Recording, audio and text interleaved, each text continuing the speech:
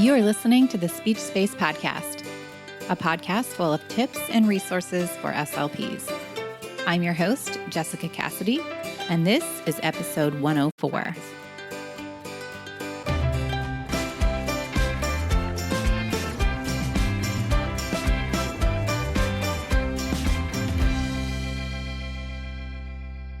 Today's topic is both challenging and important. We're going to be focusing on how childhood trauma affects language and communication, and also how SLPs can use trauma-informed principles in their treatment. Now, of course, I am not a psychologist, and I do want to emphasize from the beginning that when we're working with students and clients who have experienced trauma, we may need to make referrals and get additional support from our psychology colleagues. In addition, we may need to get some support for ourselves because of the effects of secondary trauma, which is something that we're going to talk about later in today's episode. Also, this can be a difficult topic to engage with in general, especially if you have a trauma history of your own. So please keep that in mind and take care of yourself. Before we get going, I did want to mention that this podcast is sponsored by the Digital SLP membership site, which is a site that features time-saving, interactive digital resources that are all teletherapy platform friendly. You can learn more about that or sign up for a free trial by heading on over to thedigitalslp.com/digital SLP. All right, let's go ahead and move on into today's topic. The word trauma can seem a little bit overwhelming and hard to define, so I really appreciate the definition that comes from the Embody Lab, which is an organization that provides workshops for helping professionals. In their definition, they say that trauma can occur when there is too much, too soon, too much for too long, or not enough for too long.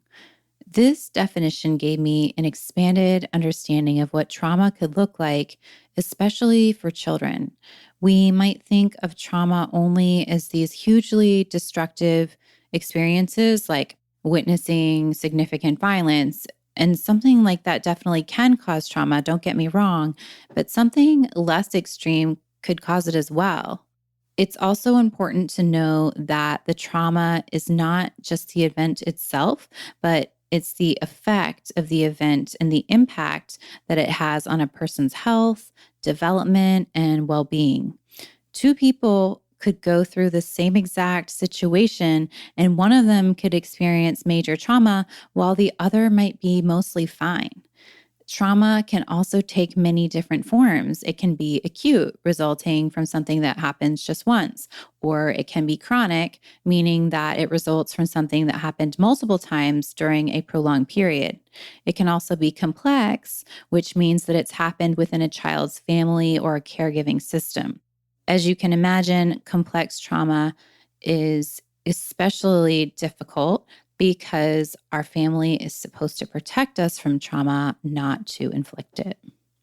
Now, there's a fourth type of trauma that's important for us to be aware of as SLPs, and this is called collective trauma. This refers to trauma that happens to an entire group of people, often as a result of systemic discrimination or violence. Racism is a great example of collective trauma. It's essential for us to know that we might have students who have loving, supportive families and have never directly been impacted by violence, but are still victims of collective trauma and its potential impacts on language and communication. Okay, so we've talked about this idea that trauma is a much more expansive term than we might have originally thought, and that there are several different types of trauma. It can also be helpful to know about the specific types of events that are most likely to cause trauma for children. These events are called adverse childhood experiences, also known as ACEs. We'll do just a quick overview of them in this episode, but if you're interested in learning more, Dr. Nadine Burke-Harris's book, The Deepest Well, is a great resource that I used to prepare for this episode. So go ahead and check that out if you would like to take a deeper dive. It's especially helpful if you are a fellow neuroscience nerd and you want to understand more about how ACEs change our brains.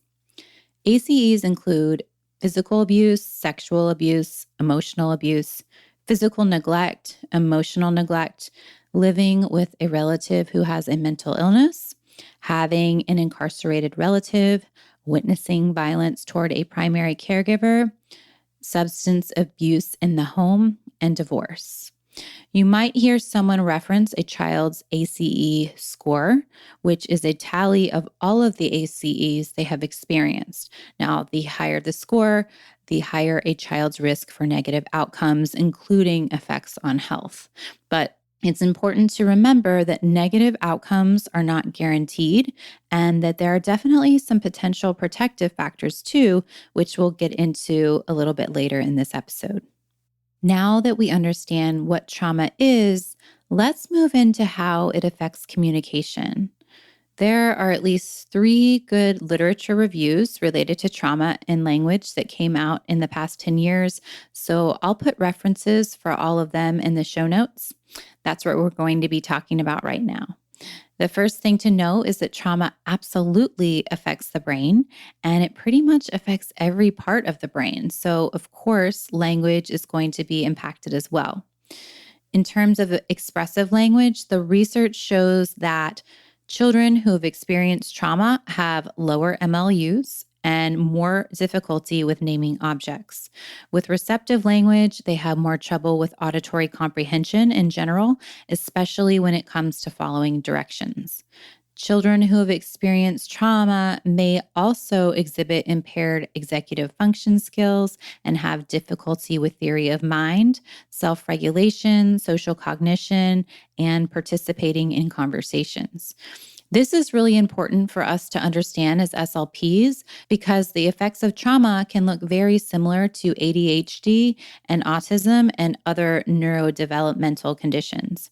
At the same time, being neurodivergent can put a student at greater risk for trauma. So this gets very complicated, and we need to be cautious and work in multidisciplinary teams as much as possible.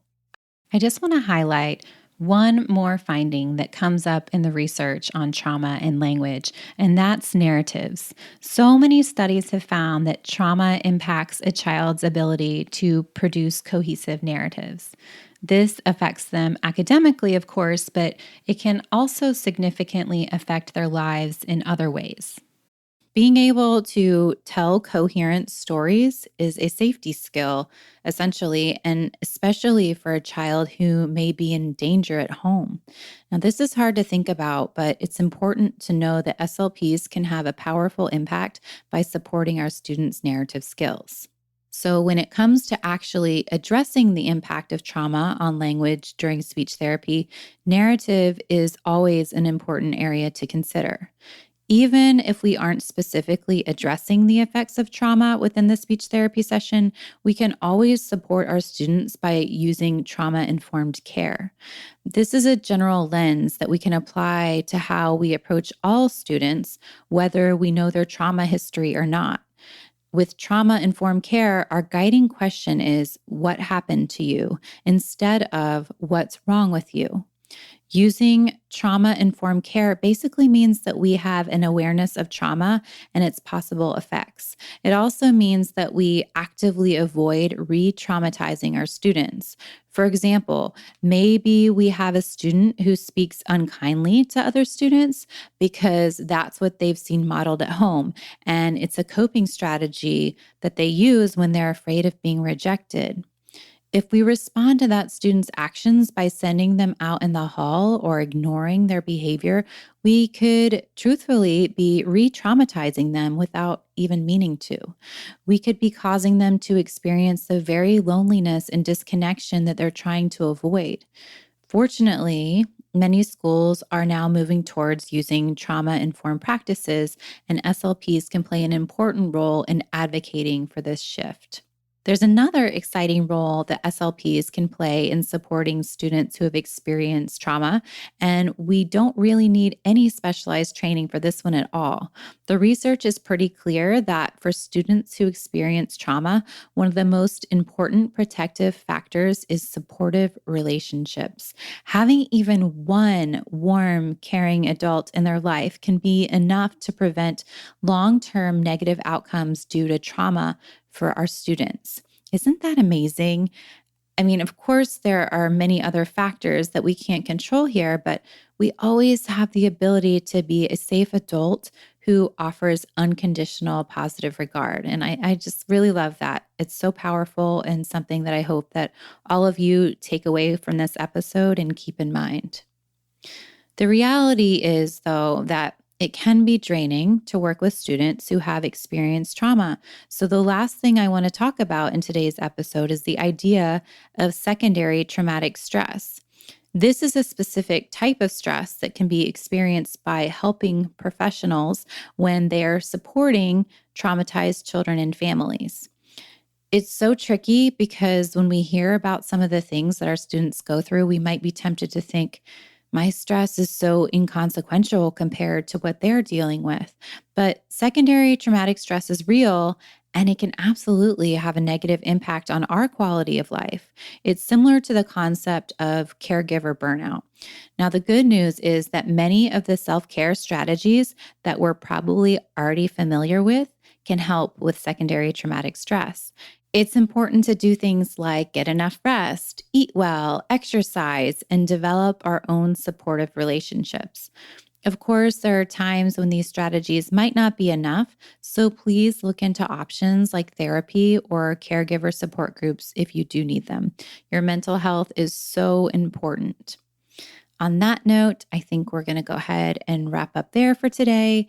Thank you so much for engaging with this difficult but important topic. If you found today's episode to be meaningful, I would be very grateful if you would take a moment to leave a 5-star review to make it easier for fellow SLPs to find this show. We release new episodes twice a month on the first and third Tuesdays. And also, please don't forget to check out the digitalslp.com/digital SLP if you are interested in exploring the membership or other content on the site. Thank you so much for listening.